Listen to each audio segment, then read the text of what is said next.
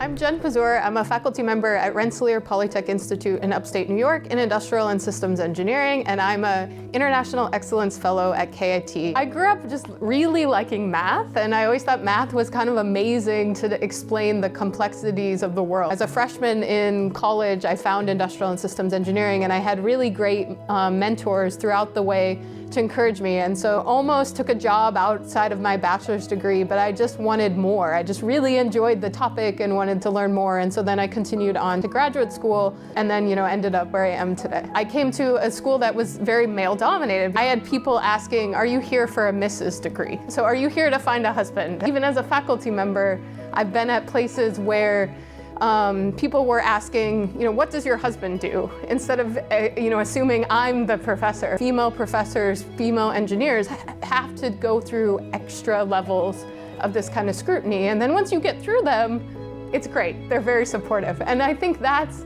something that we could think about changing. And the question is, how could we support people who are at the age where you can build a family and you also want to build your research career? And I think that is probably more dominant with women because they, I think, feel the pressure to make a decision between having a family and having a career even more.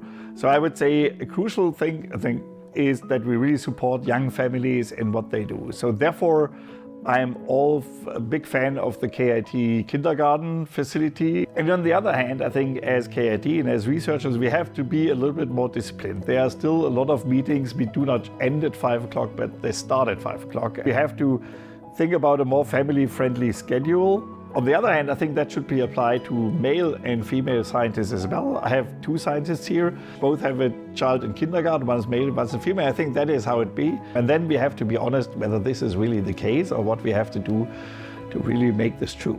Engineering, is definitely male-dominated. So at my university, around 30% of our bachelor students in engineering are female. But if you look around, that's not 50%. I do think we're making progress. The numbers are increasing, there's progress. I would also say we need to engineer engineering. I would say that women are excited. There are studies that say girls are just as excited about engineering and math and science.